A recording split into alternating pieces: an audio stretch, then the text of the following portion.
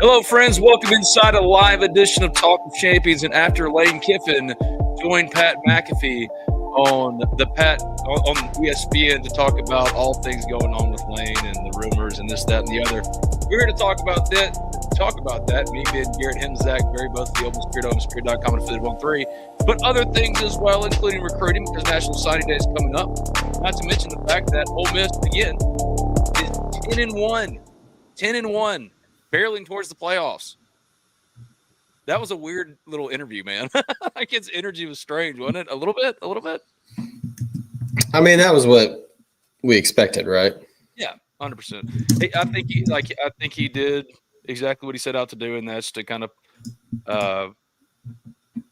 put out a brave front, calm some nerves.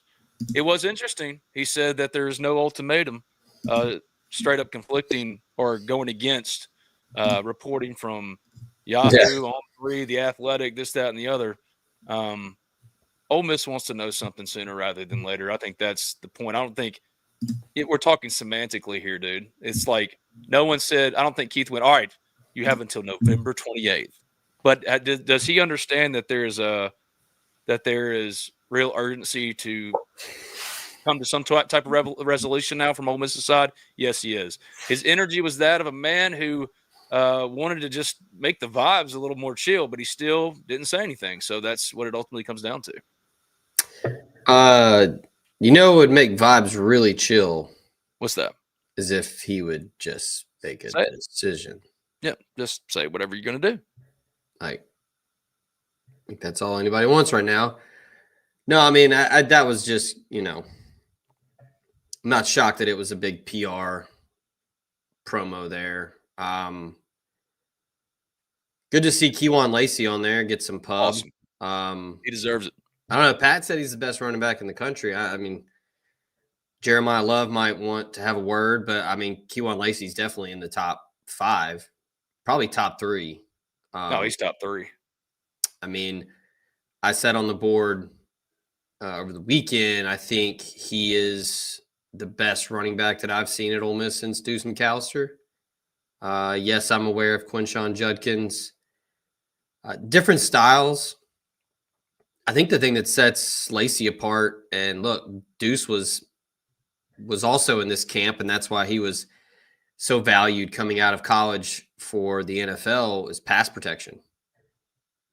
I think Kewan Lacey's really set himself apart with that, and I think people are noticing. Louis Riddick talked about it nonstop on the telecast about how good of a blocking running back that Kewan Lacey is. And I think that that's going to really pay dividends for him down the road. But I think he's the best that I've seen since Deuce was back there. Oh, yeah. I would agree with that. I mean, there's some other candidates, but as far as complete package, especially the pass blocking piece, few, if any, have ever been better than Kewan Lacey at Ole Miss. And again, this is a live edition of Talk of Champions for your lunch break. I'm Ben Garrett at Spirit Ben on Twitter. He's Zach Berry at Zach_Berry. We both write for the Ole Miss Spirit, ultimatum.com, affiliate of 13. Lane Kiffin, Ole Miss head coach in his 6th season as Ole Miss head coach, just got off of the Pat McAfee show on ESPN, where he was asked about all the rumors. Essentially, it wasn't really asked directly. Well, no, he wasn't. It wasn't. There's no really to it. He wasn't asked directly about family members potentially visiting Baton Rouge or Gainesville or anything of that nature. He didn't answer anything about his future specifically. He did say some things that were, I would say, of note. A couple of things that jumped out to me because I was trying to keep up with it for the Spirit on our message board, but also from Twitter and this, that, and the other, and also for him to say that there is no ultimatum. Now that I think about this in real time, Chris Lowe reported that. Chris Lowe is Lane Kiffin's reporter, right? Like that came. I mean, look, if he was being truthful there and said that he was in hot yoga with Keith Carter, and then comes out and says it's not true. I mean, I don't know. It's weird. Well, here's the thing: the fact that we're tracking hot yoga appearances in planes of family members, rather than talk about 10-1 Ole Miss, is a shame. So we're going to spend most of this time talking about that. But I will say nothing after that interview we can say is really all that different. Ole Miss is still waiting, and Lane Kiffin hasn't given them any answer, right? That's kind of the takeaway. Yeah, I will say I did have a source actually just text me right now. Somebody from the Wide World of Sports, the mothership, said that they think that Pat McAfee knows something. Now, I don't know if that means he's staying at Ole Miss or he's going somewhere else. The way the questions were being asked and the whole central focus of that interview was about Ole Miss. Didn't really ask a lot about the other jobs. Now, maybe you would say, well, of course not, because he's still the coach at Ole Miss. But I don't know. That was fair game. It was. I'll give Pat credit. He asked about the ultimatum. I thought that was just going to be a 7-minute interview with softballs. And there were a lot of softballs, but predominantly softballs. I think it ended up going like 16 minutes, over 16 minutes, okay, maybe 20 minutes. I'll give him credit. He asked about the ultimatum. Yes, but I did not that think was about it. I did not think he would, or I thought it was just going to be a "Hey, buddy, how you doing?" type interview. But, yeah, I don't know. We'll see. That's interesting to me to think like maybe Pat McAfee knows something or somebody told him. And I don't think Lane Kiffin has told Pat McAfee what he's doing, but the sudden appearance on a super popular show in the middle of a bye week when you've possibly received an ultimatum from your boss, and maybe it's not a true ultimatum, but I do think Ole Miss is expecting Lane to give them something this week. Oh, this week. I mean, and the drop dead deadline is now 10 days, whatever the day after Black Friday and the Egg Bowl is. I mean, that I know that from talking to yesterday was insane. And I talked to more people yesterday than I've talked, I feel like in the last year, made like 300 message board posts on the Ole Miss Spirit. So if you want to talk about this all day, every day, buddy, that's exactly what I was tasked with doing yesterday. And I did it. And we want you with us at the Ole Miss Spirit. You can sign up today for just $1.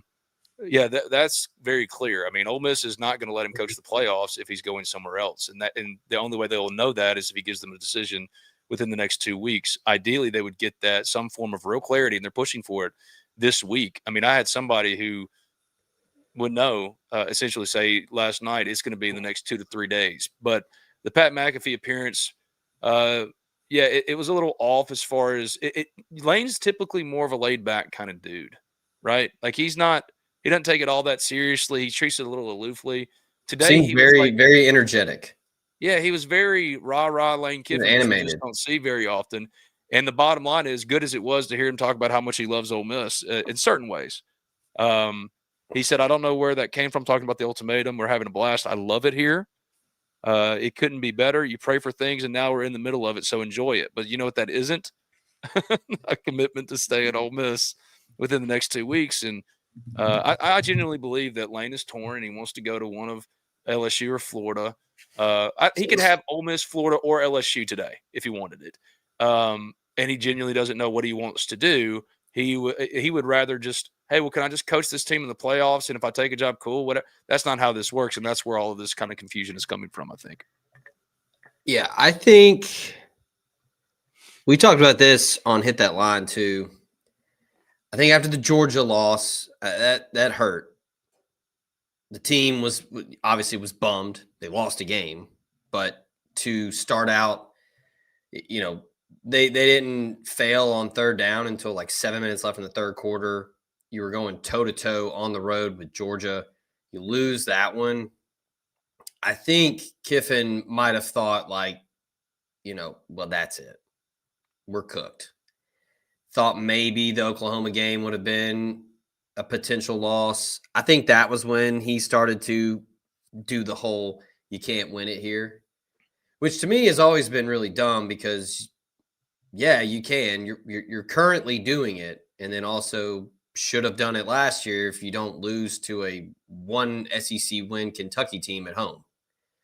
Or if you kick field goals on the road against Florida, you win that one. But that whole narrative of, well, you can't do it at Ole Miss. And then now you look up and all of a sudden you're 10-1. And look, you very well can do it at Ole Miss. And I've been saying that whole narrative is dumb anyways, because look at college football this year. Indiana is winning. I mean, Vanderbilt was winning at a crazy high level early in the year. You've got Georgia Tech still in the mix, seemingly. I mean, Texas Tech is a projected 5 seed by some people. Insane, man. It's not like that's the thing that you talking about talking to so many people yesterday. I mean, I would love to see what my screen time numbers are from yesterday. God. The thing that the narrative of, well, if Kiffin leaves, then Ole Miss is just going to go back to winning 4, 5, 6 games a year. Like, that's insane. The administration, the Grove Collective, just wall to wall, top to bottom buy-in from the fan base, from the collective, from the foundation, to the administration, to the staff. Everybody is pulling the rope in the same direction, Ben. And I'm not saying if Lane Kiffin leaves and they hire X person, they're going to be right back at 10-1 heading into the Egg Bowl next year. But I don't think it's going to be this huge dramatic drop off. Like, this era of college football is all about NIL. It's all about roster management. It's all about being in sync across the board with everybody. And right now, Keith Carter, Glenn Boyce, Walker Jones, the Ole Miss Athletics Foundation, everybody is in lockstep and on the same page. To where, it might look a little different if Lane Kiffin's not the head coach in 2026, but I still think the support and everything that you need to be successful in the SEC and in this era of college football, Ole Miss has that. And I think that's why the job is going to be one, if it comes open, it will be a popular job. Oh, yeah. There's a reason why Lane's the biggest domino. John Summerall doesn't move until he knows what Lane Kiffin is going to do, because I've heard that Summerall, who's the head coach at Tulane, and is quite literally copied and replicated and duplicated the blueprint of Lane Kiffin at the G6 level at Tulane, both through roster construction, being transfer portal heavy, building out rosters mostly through the portal, the trolling on Twitter. I mean, John Summerall does the same kind of stuff. So Ole Miss would be an obvious fit for him. As far as infrastructure, not having to build it out like Auburn is obviously a good job, and he's interested in Auburn, the leading candidate at Auburn as well. But as far as like winning now, and if this is year to year, and that's what Lane Kiffin said on the Pat McAfee show again, that's what Pat McAfee said. That's what all of them say. It's year to year, and they're not wrong there. Then John Summerall is looking which team or which opportunity, because he's moving this offseason. I feel like that's pretty obvious. It's just they're too. Well, yeah, he's going to get one of these jobs. Yeah, but he's waiting to see about Ole Miss, because like in 2026, which opportunity, Ole Miss or Auburn would be better for winning now, right? And I think most everyone, even the most diehard of Auburn fan, would agree that Ole Miss, as far as winning now, and if it is year to year, being that team. This is Talk of Champions live with Zach Berry, Ben Garrett, brought to you and powered in many ways by Riverland Roofing. Riverland Roofing, for all your roofing needs, 662-644-4297. I'm exhausted, guys. I'm sorry. I'm going to be tripping all over myself today. Yesterday was an absolutely insane thing, but Riverland and Billy and all you guys over there, y'all are awesome. Riverlandroofing.com. My thanks to Drew Moak of USA Benefits Group for sponsoring the podcast as well. If you're shopping your health insurance, Drew offers regular health, dental, vision, and Medicare supplement plans. He's an Ole Miss grad. He services 35 different carriers, and he'll take care of you. Call him today, 601-953-8449. That's 601-953-8449. Visit him online at quoteswithdrew.com. And then, of course, BNA Bank, my hometown bank, branches in New Albany and Tupelo. If financial decisions are something that you have a hard time trusting people with, then go to BNA Bank, because that's what I do. These are my people's. They're friends more than a bank, and they'll be the same for you. 662-534-8171. So really nothing learned from the McAfee deal other than Lane claims that the ultimatum stuff is nonsense. At the end of the day, Ole Miss is like, whether he thinks it's an ultimatum or not, it is clear Ole Miss has made its position clear. It needs to know something within the next 2 weeks. So that hasn't changed. We were just maybe thinking that Lane would provide a little bit more obvious clarity going on McAfee. And all we really saw was rah-rah Lane Kiffin to try to, stem the public kind of anger at him from certain corners of the internet, but not answering anything. Yeah, I mean, and one more thing too about the Ole Miss job and look, a lot of it's credit to Lane Kiffin, but it's not all him. The administration, like, that's something that's coveted in college football these days, because you look at Florida and why that job has been so tough lately, especially in this era. Can't get people on the same page for NIL. I mean, you're still dealing with the fallout from Jaden Rashada. Then you've got LSU. Same thing there. LSU. Not everybody's on the same page there. I mean, you got the governor going on TV and putting his foot in his mouth about that job. Yeah. The AD's gone. They fire him. Same thing at Auburn. I mean, the thing about Auburn too is, like, it's almost old school, where you've got too many cooks in the kitchen there. I mean, you got boosters there that want to insert themselves into everything. John Cohen, what's he going to do? How long is he going to be there? I don't know, man. I just think the Ole Miss job, and I know we're an Ole Miss site and we cover Ole Miss and we're close to it, but it's not just us saying this now. Everybody says this. The thing about the Ole Miss job that makes it so compelling, and to be honest, making this decision very hard for Lane Kiffin, because look, if this was 10 years ago, he's gone. I mean, it's already over with. Oh, I feel very comfortable saying, regardless of how this turns out in the next 2 weeks, Lane Kiffin's not going to be the Ole Miss head coach in 3 years. Like, he's going to move. I think he would move today if he could without looking like a dick and leaving a playoff team in the middle of it. And it's unfortunate that this is even a part of the consideration, because no other sport deals with this specifically. Like, could you imagine if the schedule is just – yeah, well, it's more than just the schedule. Like, there are no rules. There are no rules. There's no order. There's no structure. And it leads to these absolutely insane kind of situations. And I think a lot of people would have liked to have seen Lane go in there and say something, but I'm kind of right there with Real Wicked Brew, man. This is exactly how I feel. For those of us who speak Lane Kiffin, that was nothing more than damage control and attempt to regain some narrative control. I think that's absolutely right on. And, I don't get – the one thing I don't get, because I think Pat's good at what he does. I'm not knocking Pat. He got him on. Like, Lane's got a standing invitation to come on Talking Champions whenever he wants to. But I just don't know how you don't ask about the family, like the plane flights. We know he was like Kiffin family members were in both Florida and Baton Rouge. That's not made up.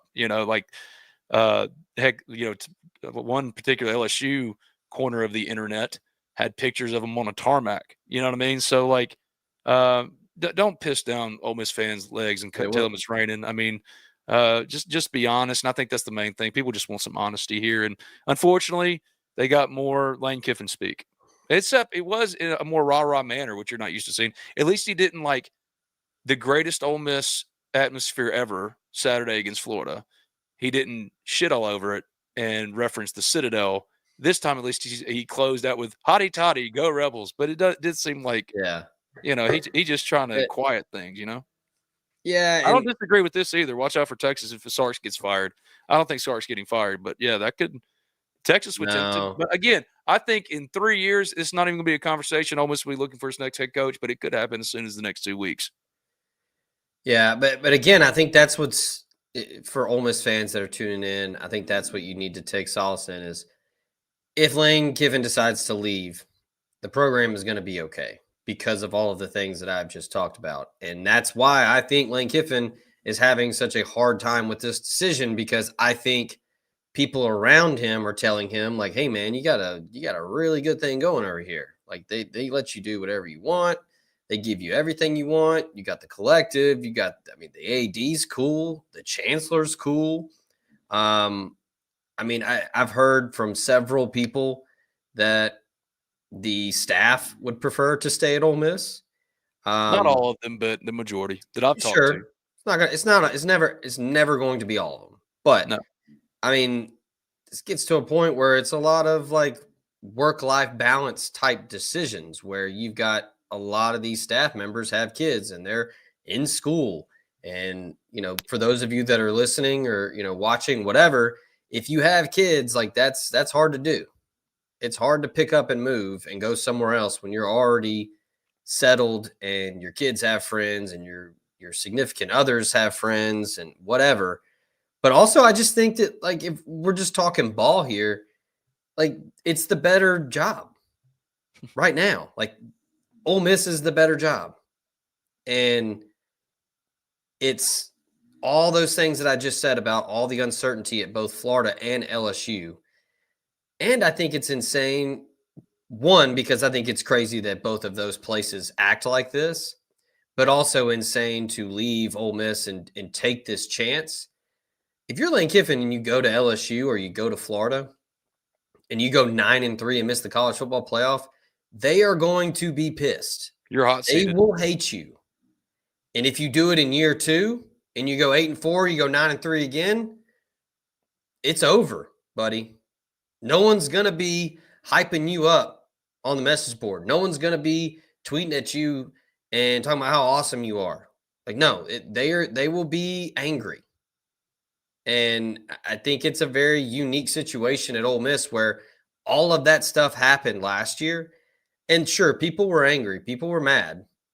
But it was still, hey, you're our guy. We're going to do what we can. We're going to do our part with the collective. We're going to do our part. We're going to come to games. We're going to show up, show out, all that stuff. You're not getting that everywhere. Like you just mentioned Sark in Texas. Do you think they care? No. Steve Sarkisian went to the SEC championship game last year and went to the college football playoff semifinals, and we're already talking about firing him. No, I don't think they're talking about fire him. I think somebody made a good point. Let me find it. No, people are talking about that because Texas got ran out of the damn building on Saturday. No, you're right. If you lose to Texas A&M, there will be idiots in Austin, Texas, who want him gone because of losing to a rival. No doubt. But more realistically, as far as the near term, I don't think there's any chance that Steve Sarkisian's getting fired this year. But is the NFL a possibility? Absolutely. Absolutely. More so for Sark than for Lane, I think. Lane. Well, for both of them, because they've both been there already before. Yeah. It's just, I mean, that's the unique situation that Kiffin has where a lot of places are like that now, where like if you don't win in 3 years or at least get to the playoff, they want you gone. And then especially those two places, LSU and Florida, it's not just good enough to get to the playoff. You got to get to a semifinal or win a national championship. I mean, Brian Kelly, terrible fit. Didn't work out. Everybody in that building hated him by the time he was gone. He won a ton of games. I mean, no one's come out like with a full-throated like endorsement or support or show of support for Brian Kelly. It's kind of crazy, man. It's been the exact opposite. You've had people come out of the woodworks talking about how much of an asshole he was. Yeah. Because, I mean, he was an asshole. I mean, if it walks like a duck and quacks like a duck, I mean, yeah, he sucked.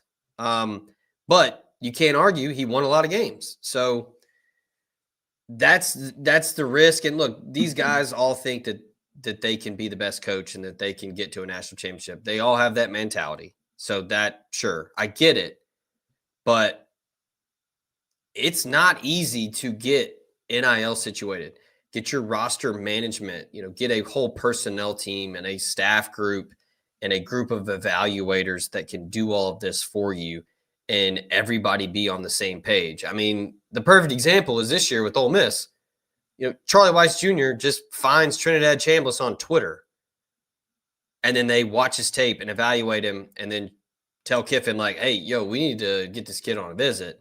Yeah, like Lane's responsible for developing. He's a quarterback guru. He's an offensive guru. Quarterbacks are always going to produce under him. So like he gets credit for once Trinidad got into the field, turning him into Ole Miss's Blake Sims. But as far as finding Trinidad Chambliss, Lane Kiffin didn't find Trinidad Chambliss. Billy Glasscock in a recruiting department that is in many ways operates independently of the head coach found Trinidad Chambliss, and that's where. When you start talking about potential in-house options, that's why a Joe Judge would be appealing, because this staff, as far as recruiting operation, both in the portal, just scouting analytics, it's not just about Lane Kiffin. I had one specific staffer who was like, dude, we intentionally don't include Lane when we're recruiting kids until like the final, meeting, right? Because, he barely knows their names until they walk into his office for the first time, probably. Now that's an exaggeration, but what I'm saying is that this is very much a corporate structure football program, where it used to be like, it's not like a position coach now. Players have a better relationship and a more traditional relationship as far as like how you remember coaches in their relationship with their players, with their position coaches than even their head coach. Randall Joyner has more of a real visceral impact on William Eccles over the course of his career than Lane Kiffin, if that makes sense. So Ole Miss, like Pete Golding has a contract unique to Ole Miss. He's not going anywhere, whether it's LSU or Florida. If Lane were to leave, I don't know if he is. I just think no one knows what he's going to do. It's equal. There's just as much a chance that he leaves Ole Miss than that he stays, but no one knows what he's going to do. And that interview, I'm with you, Jody. It was awkward because it felt like Lane didn't like the headlines. That he loves headlines. He always wants to be in the headlines. Here's the ultimatum stuff kind of caught hold. So all this really was for him to say, or to get, like, as ESPN ran it on the ticker, says that's absolutely not true. So Lane got out of it what he wanted. Ole Miss fans didn't get out of it what they were hoping for. Ole Miss either, because there was no clarity. Keith was at hot yoga with Lane yesterday. I can't believe that we're doing this. You know what I mean? Like, and yesterday was what it was because Ole Miss is the one that pushed kind of its chips into the middle and said, all right, it's time. We need to publicly take a stand here. And here's one way to look at it if you're trying to decipher and figure out what's going on, because that's literally what I've been telling people. I literally just copied and pasted that text when people ask me. I don't know. And I don't think anyone knows. I don't think Lane even knows. Maybe he does. Maybe he's starting to come to a decision. I don't know. But nobody truly knows, because I do think he's legitimately torn. But if you look at that interview with Pat McAfee and kind of the vibe from it, I think Lane knows that he's pissed off a lot of people with just this whole thing in general, but just the antics, the trolling. Like, come on, dude, you're riding in the state trooper car on the way to the stadium on Saturday, and you post a picture of a hat that says Lane Kiffin 2026. Like, at some point, man, you gotta stop with the trolling. Like, it's funny when you do it in July with like a meme about whatever, insert funny thing on the internet. That's who cares? When you're in the middle of a season and your program, not in the middle of the season, you're at the culmination point of your season. This isn't the middle. He's been doing it all year, but I know, but like, especially now though, this is an off week when all it really should be, if you were concerned about the things that you should be most concerned with, and that is elevating Ole Miss, a program that's headed to the college football playoff, talking about the importance of the Egg Bowl and how you always have to throw out the records for that game. All of that stuff has all been put on the back burner because Lane, I agree with Joseph. He loves the headlines. He loves them to be about himself. And today, going on Pat McAfee was not about provide any clarity. Like he can act, he can do the whole rah-rah Lane Kiffin act all he wants. Ultimately, he said nothing other than the ultimatum is not true. What I was going to say was, Ole Miss is going to know an answer one way or another from him by the end. Once the Egg Bowl is done, that's the drop dead deadline, in my opinion. And if he hasn't made a decision, there's a real conversation. Like they're not going to let him coach the playoffs if he's leaving to go somewhere else. That's it. And the people that say that that's ridiculous, that's insane. If this guy's going to coach another team, one, the new employer is not going to allow it. And two, no, like he's done. If he's chosen to leave, no, he doesn't get to coach. You wanted to coach the playoffs, your ass should have stayed. Because especially like with this day and age with tampering, like you mean to tell me that you think Lane Kiffin's going to go to LSU and then while he's coaching, he's not going to just nudge Kewan Lacey and be like, hey, purple and gold, kind of cool. You can do that. No, like if he decides to leave, there's no chance that Keith Carter and Glenn Boyce are letting him coach in the playoff. There's no. Full stop. What I was getting at with that interview was the out of character. He was so happy. Like very energetic. Like maybe he's trying to do the like redemption tour. Like, hey, my bad. I was kind of an asshole. Like, I really do like it here. Because, I mean, I think he knows that people are angry. Because you troll your own fan base. You make the crack about the Citadel in, the post-game presser after a win with the largest crowd ever in the history of the stadium. And you're going to make a joke about, well, we didn't have a lot of people at the Citadel game. Like, hey, Lane, no one does.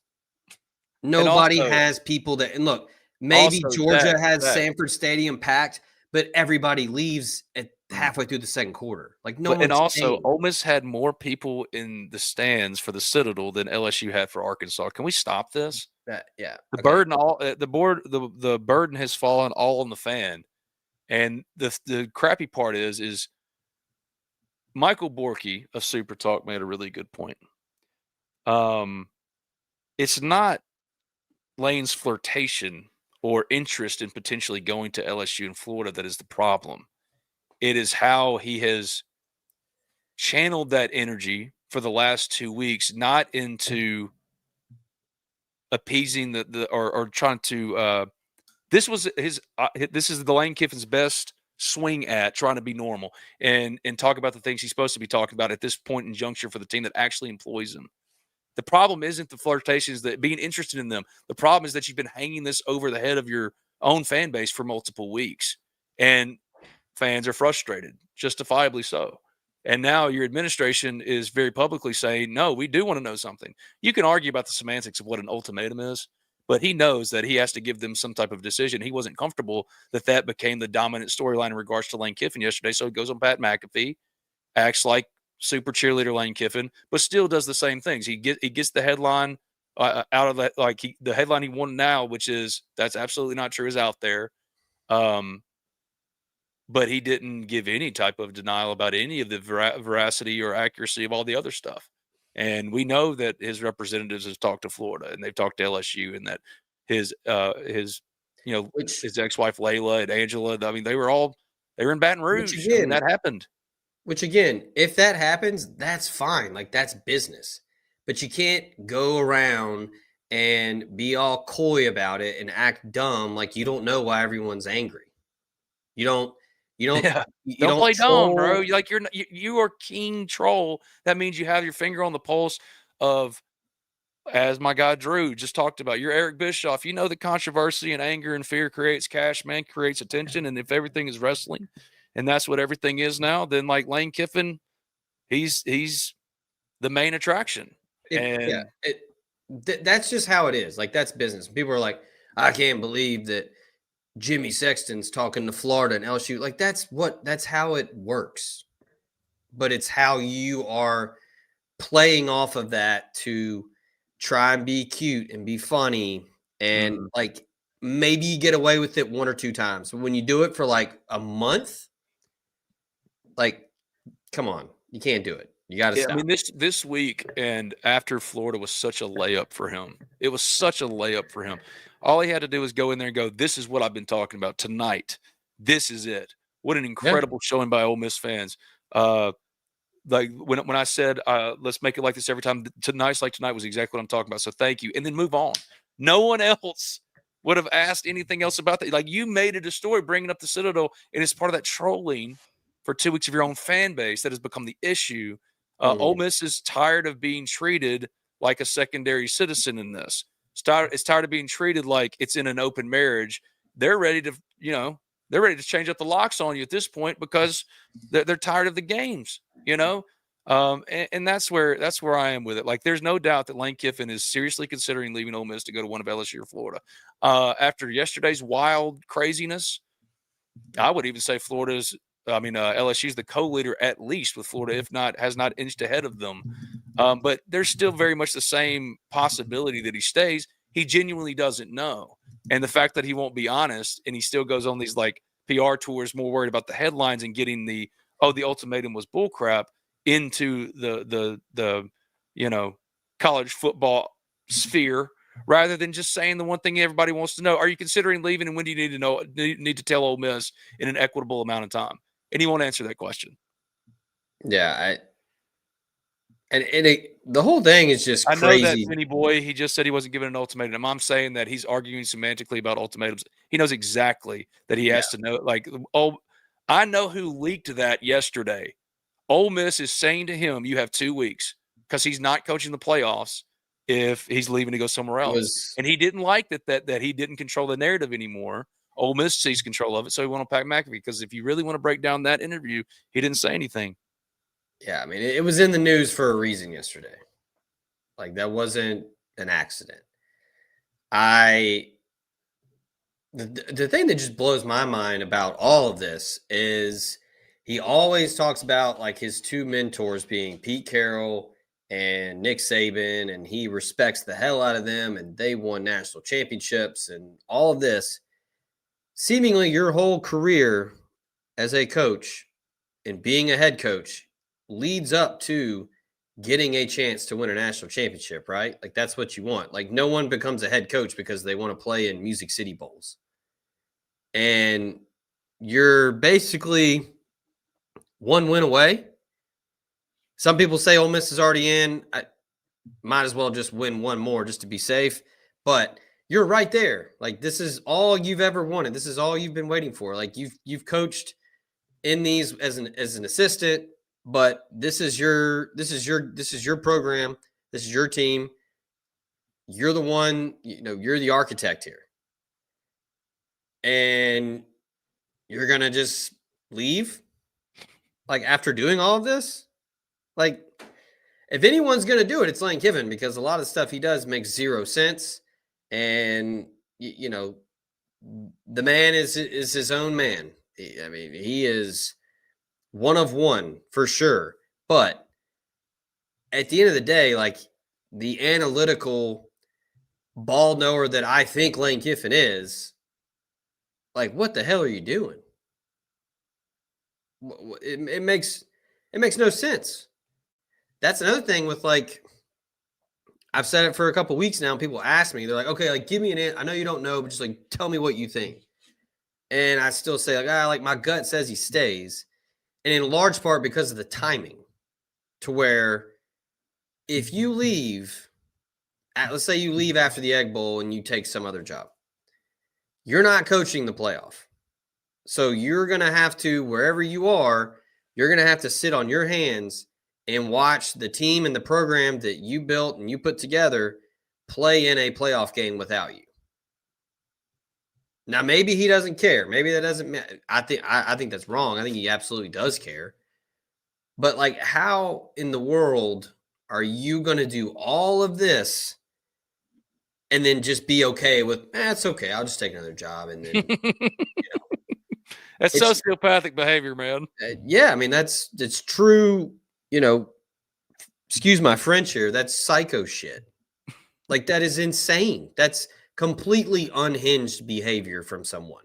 And it's not a guarantee you're going to get back, man. Winning is hard. Winning at a high level is very, very hard.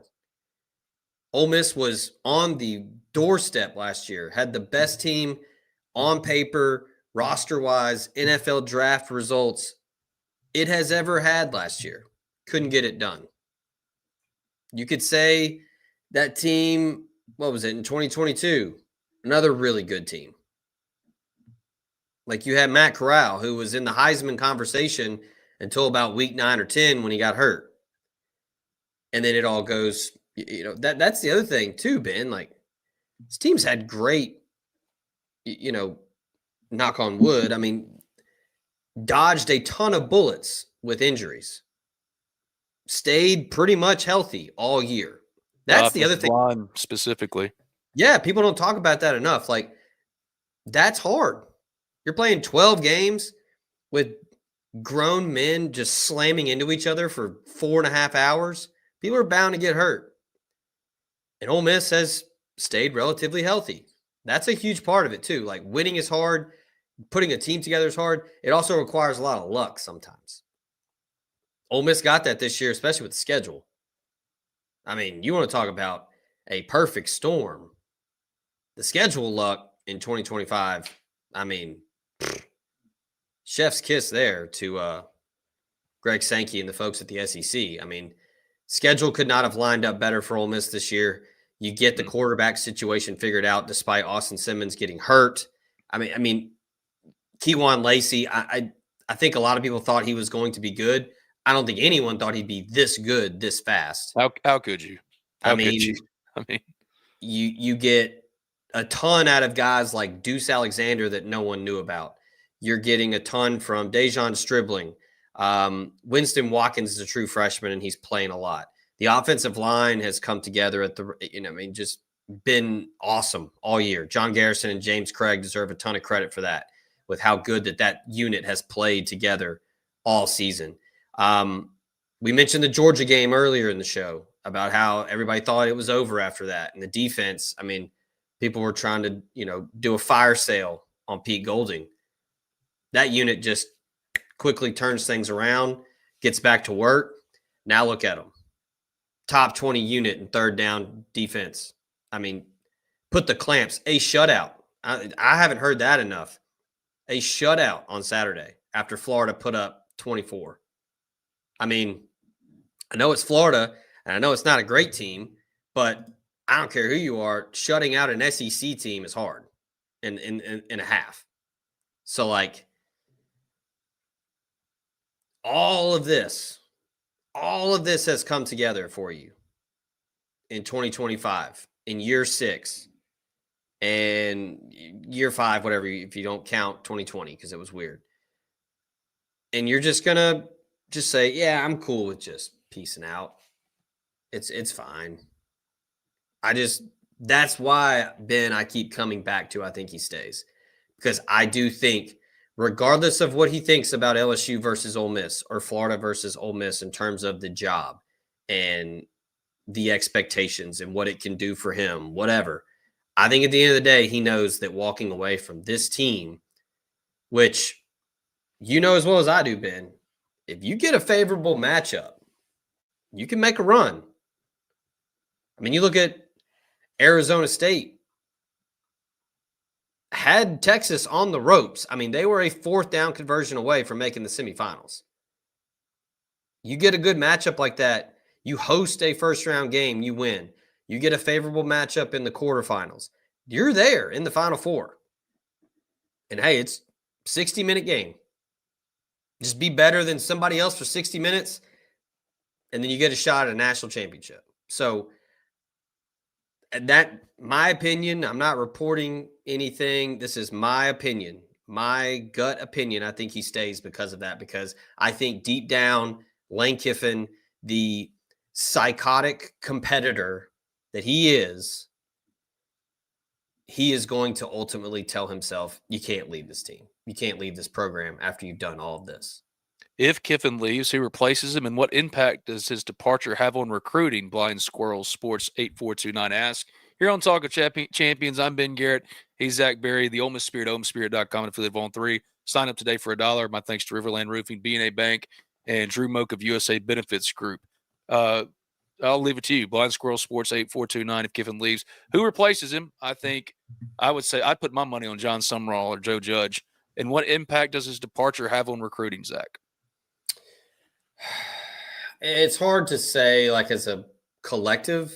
Excuse me. Uh-oh. Live TV, folks. Live TV. My friend Zach just had a heart attack. Please don't let me lose you, like, in the middle of this, okay? I don't think any of us are ready to. Okay, good. All right. I'm getting choked up talking about recruiting. I love it so much. He gets so excited that it brings tears to his eyes. I think this is like a piece of dust or something. Because it's not just Blind Squirrel Sports either. There was another one. I don't think, like, it's not going to be like across the board with kids where they're like, "Oh, Lane Kiffin's gone. I'm leaving."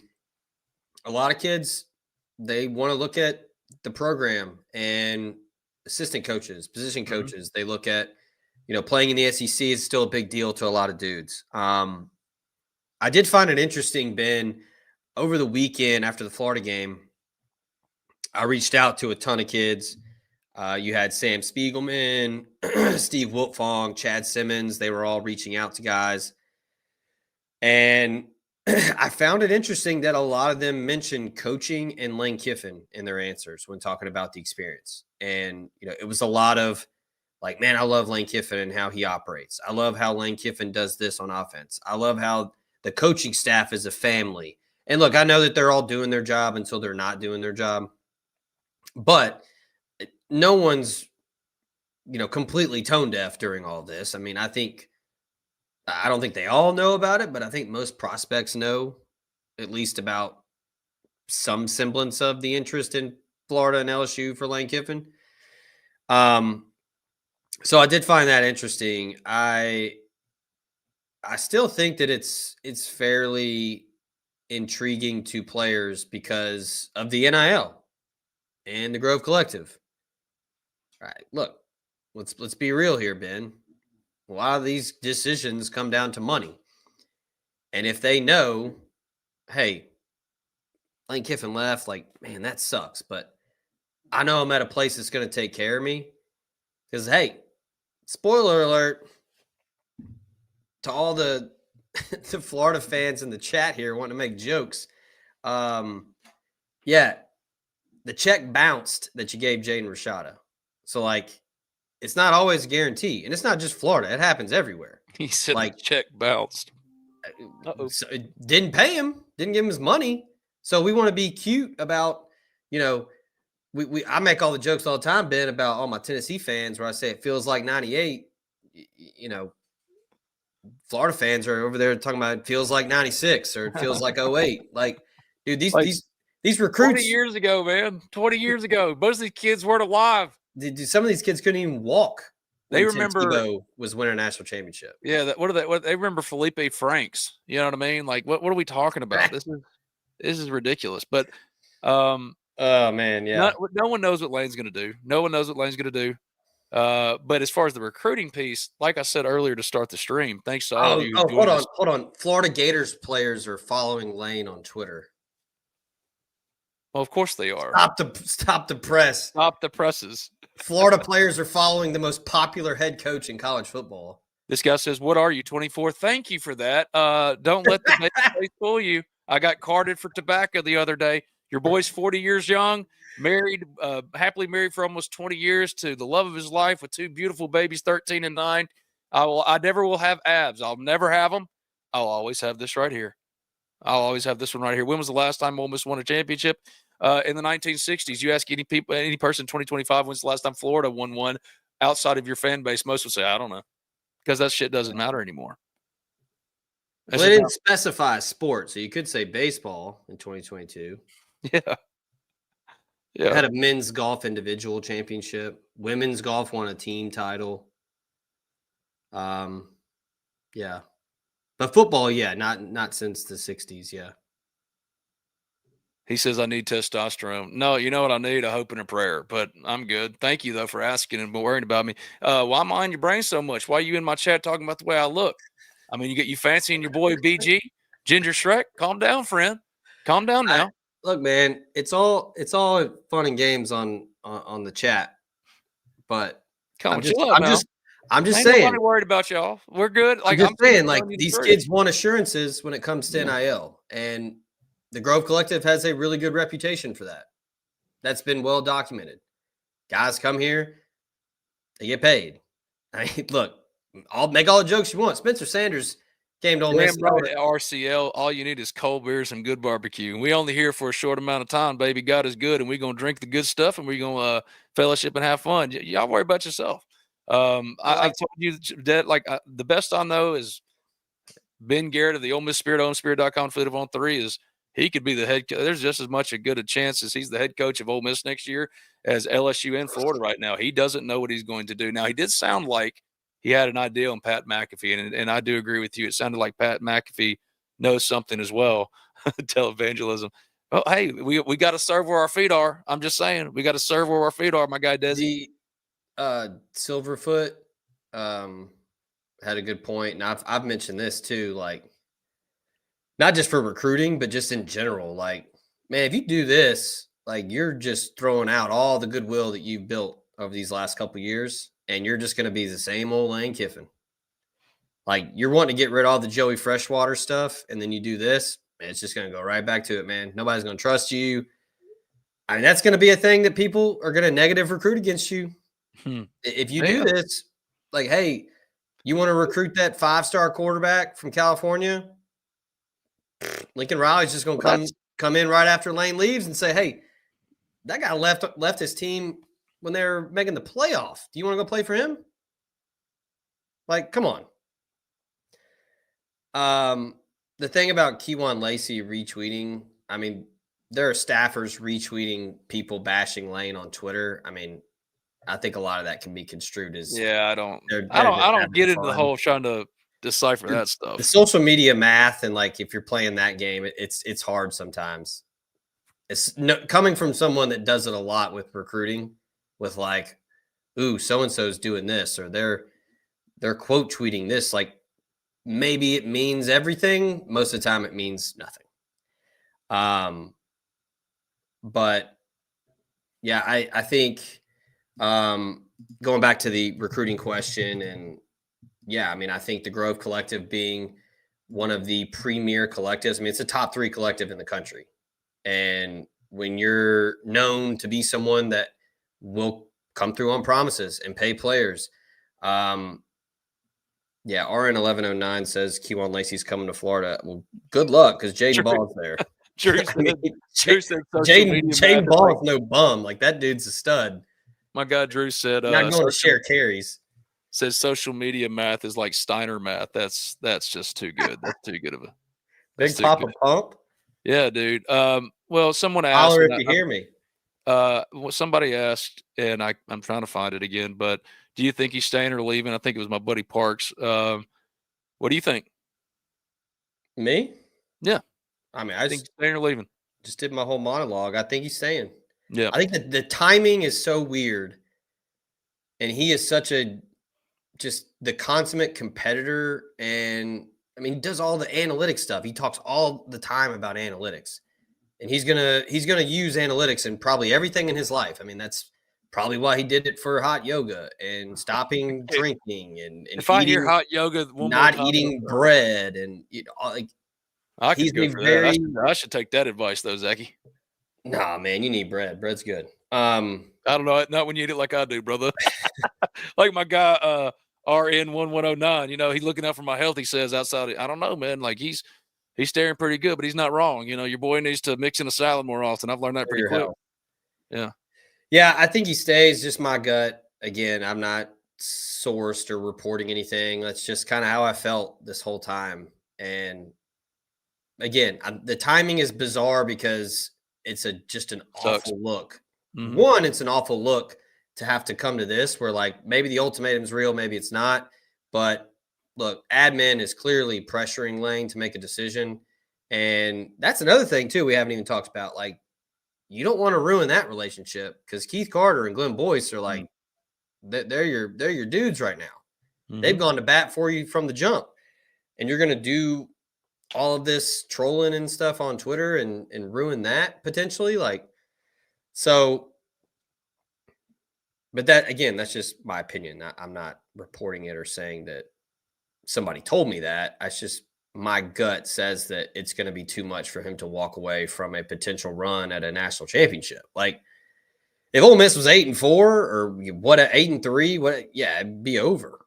Like, sure, nobody's going to blame you for heading out.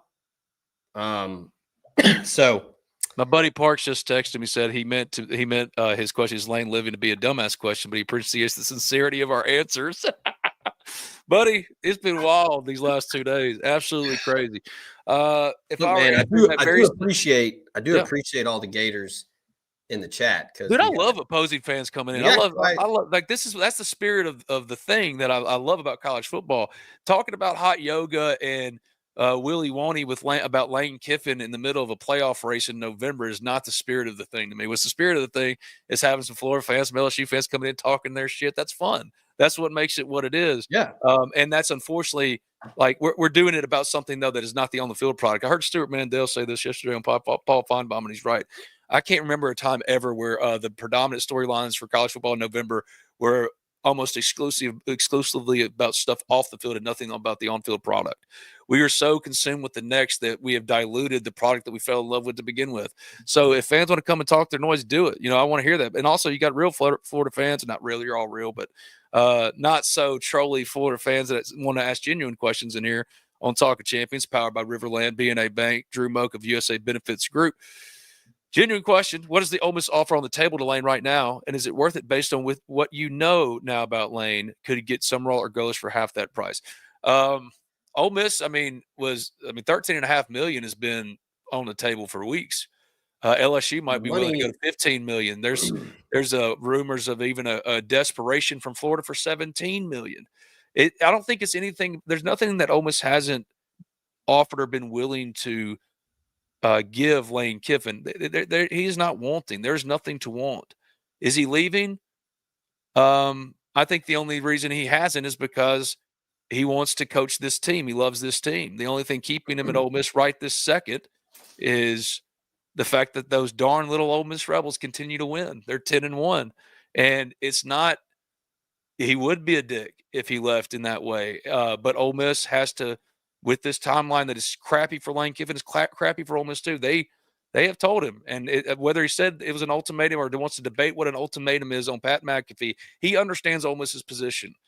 They got to know something about the Egg Bowl because he's not going to coach the playoffs if he's leaving. That's just the bottom line. And this same Gator fan asked me, EJ, and I wanted to address it. What would Ole Miss do if he doesn't meet that deadline? I don't know. I really don't, and that's the fascinating part here. That's what we're getting at. You would like to think that Keith Carter and them put their foot down. Yeah. I would lean – I don't know the legal recourse for this. I have discussed this with my attorneys, a.k.a. the Legal Gambling Council, and I believe the move would be suspended without pay, but I don't know if it'll come to that because you want to talk about a bad look. If Lane Kiffin doesn't have a decision and gets suspended without pay, I mean, the reputation is just, I mean, you're at that point, you're just a pariah. You are a joke if that happens to you, especially with what I just said about Keith Carter and Glenn Boyce being your homies. And then they're just like, nah, man, like, so a decision will be made one way or the other before the season, the regular season's over. Like you would think that it would be right now in a bye week when most people handle these things during a bye week, but we're not dealing with a normal person here. As far as the money, like Ole Miss has been very adamant that the university is willing to make Lane Kiffin a top 5, top 3 highest paid coach. So I don't know specifics, but I feel good enough saying it that Florida, LSU, and Ole Miss are all around the same amount at this point to where, and Lane said it's not about money. And look, I believe him. I think this is about what he thinks is the best fit. And that's why I think he's truly torn because, yeah, Florida and LSU, bigger names. The helmet's fancier. Hey, make all the jokes you want, but Florida's got the years up on the stadium. LSU's got it. Ole Miss got it too, but it's been a long time. But on the flip side, you look at it, since what is it? Since 2021 or whatever, Ole Miss has 49 wins. Second is third most behind Alabama and Georgia. I mean, Florida. What is no longer a small sample size? Seriously, like your little Ole Miss, your little Ole Miss. Like, what is no? Ole Miss has been better than you for almost a decade, while you're talking about things that happened a long time ago. Maybe again, this is not one or the other. I think Florida's awesome. I think LSU's awesome. My point is that Ole Miss, just give them their flowers and go, yeah, y'all have done your thing, but we want to come get your guy because we want a taste of that. We think we can do that even better. That's more of a realistic and normal argument than, well, you're a little old pissed. Dude, have you been watching how they've been playing football and operating for 6 years? 6 years of more competency, and it's not just Lane Kiffin. Like, I could introduce you to the people who have so incredibly supported and bent over backwards to make sure that Lane Kiffin got everything he needed. It's unfair to them to not give them credit for that, and they're not going anywhere. And on the staff, like for the recruiting piece, the main recruiter is not Lane Kiffin. It's probably made it more I know it's made it more challenging for guys in the Manning Center that are making those calls every single day. They're going to those Friday Night Lights sidelines every day. It is making it harder.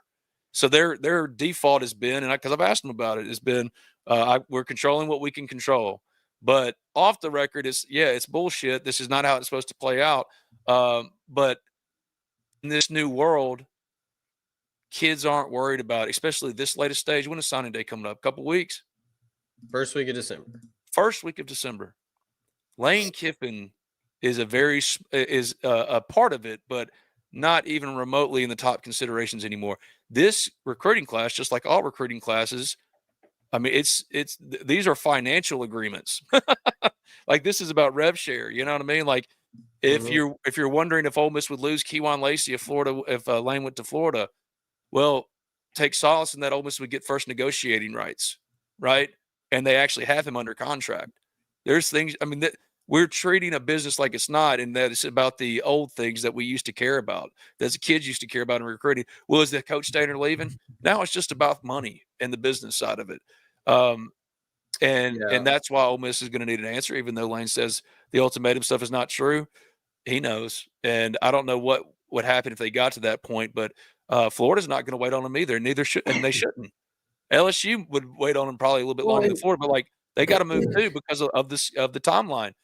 Signing day's coming up in 2 weeks, and then the transfer portal in January. How does it affect recruiting right now? Outside of just creating problems that are like uncomfortable conversations, nothing's changed. The commitments are the commitments, and they've still got certain targets they're going after.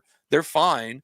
It's just frustrating because at the end of the day, they'd rather be talking about or selling what they've done in their accomplishment, potentially making the college football playoff, winning 10 of their first 11 games, all good things. John Garrison wants to be able to celebrate his room, and he was on the. I mean, people wanted to run him out of here on a rail last year, and John Garrison's had a great year with a group that is the most improved of anybody. Stayed healthy. I mean, that offensive line, man, they deserve a lot of credit. So he doesn't get to share it. He doesn't get to experience the reward of all the labor because he has to. Well, is Lane leaving? Well, he doesn't know. No one knows. Lane doesn't know. That's the point.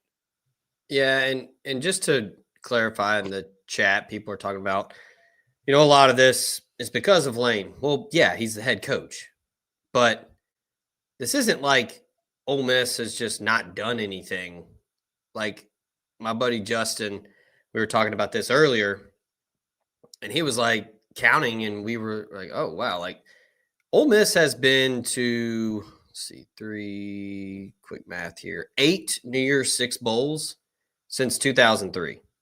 So if you want a larger sample size, like Ole Miss has won big before. I mean, the inaugural college football playoff rankings came out, and Ole Miss was number 4. It's like before he blew it all up, but before he did that, Hugh Freeze was winning big for 2 years. 08, 09, Houston Nutt. shout out Eli Manning in 2003. I mean, it's 8 New Year's Six bowls since 2003, which is pretty wild for, saying that like, well, Ole Miss it's only Lane Kiffin. Like he is a large part of it. Yes, he is the head coach. He is and look, no one cares. RN 1109. Well, you're here listening, so you care. But it's not just Kiffin. Like he is a big part, but it's the foundation, the collective, the fan base, the administration.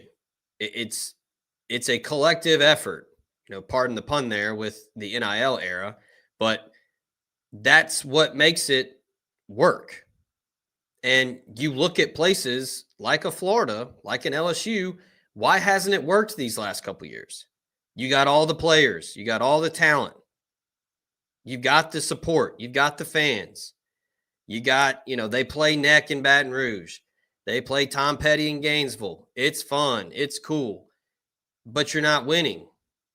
It's because of the new era and how things have changed. Yep. The portal is like Lane. We do the portal king jokes, but it's true. Like Lane Kiffin was the first guy to embrace it, and he found a way to manage a roster like an NFL organization, and that's why Ole Miss is where it's at. Because you hire Billy Glasscock, you hire all of these analysts. You got Joe Judge on your staff. A guy that was an NFL head coach. You bring him in. You get Lou Spanos, who's got years of experience in the NFL, to come in and help with your D-line because you need to get more pressure. You need to be nastier up front. He comes in and does that. You get all these different assistants to buy in and stay and help you evaluate and bring in the talent. So, like, that's part of the machine. Yes, the head coach is very important. Lane Kiffin moves the needle. Like I told somebody yesterday, like they were talking about Ole Miss moving the needle in college football. Like Lane Kiffin is the needle right now. Like he is everything. Like he is generating all of these storylines right now. I mean, for the most part in the SEC, it's SoCon week.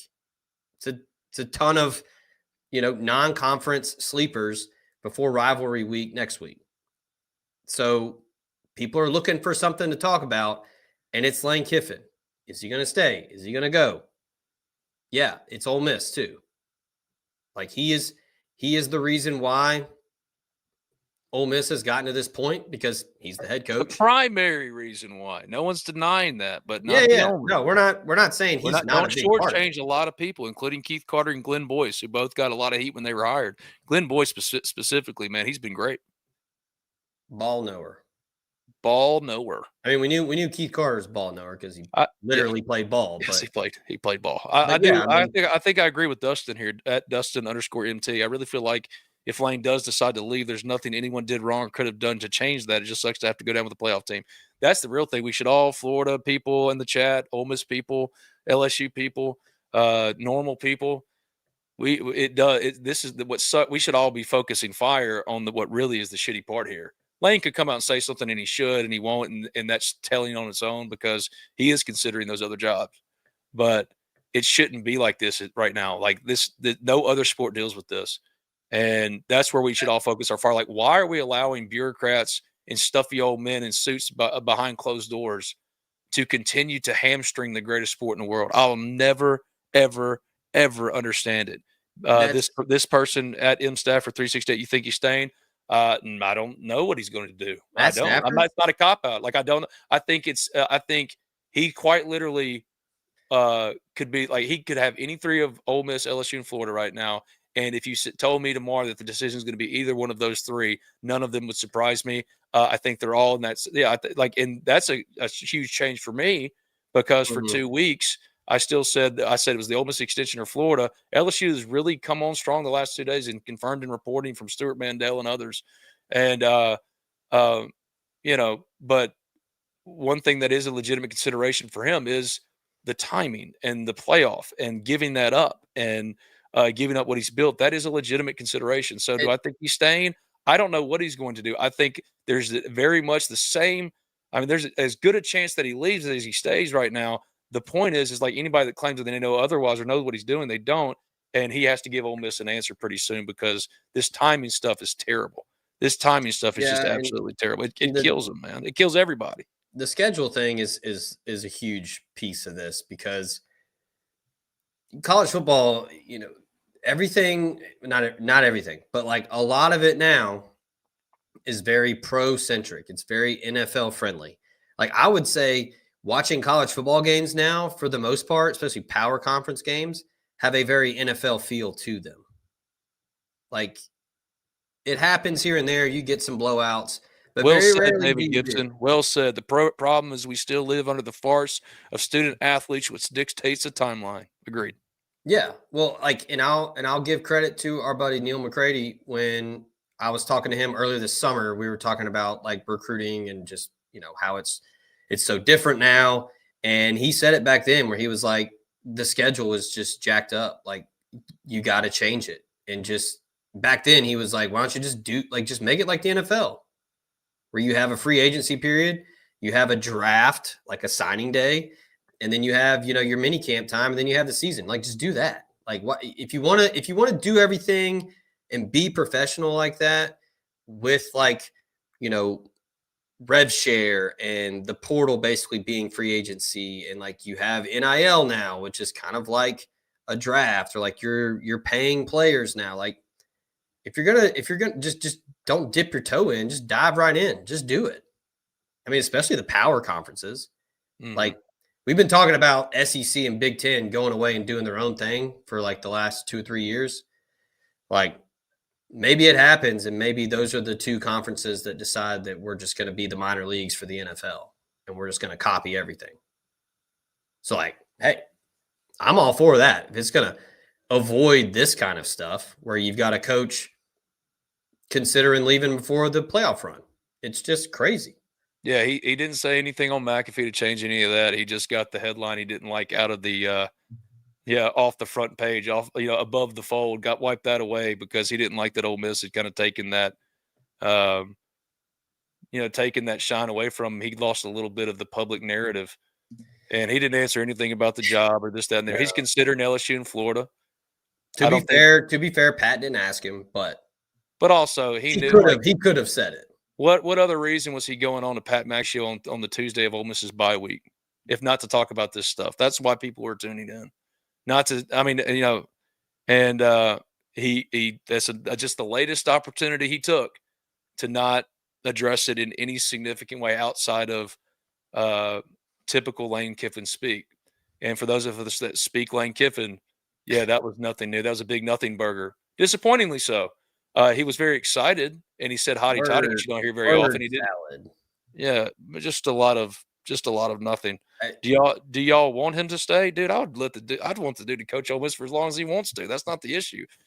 We just got to not to live on my phone during the holidays. Yeah, just be nice to not have to go through this once every like to go through this every single year. But that's also as another friend beeps in on me. I guess we got to wrap this up. Thank y'all for joining us on this live edition of Talk of Champions after Lane Kiffin's appearance on Pat McAfee and a little bit about recruiting and the timeline coming up. What a wild time it is, but man, we'll be here every step of the way here on Talk of Champions. Ben Garrett, Zach Berry, the Ole Miss Spirit, OleMissSpirit.com, and Fleet of On 3. We'll see you soon. Enjoyed it, Zach. We'll do it again. Yep. Appreciate you. Live hit that line.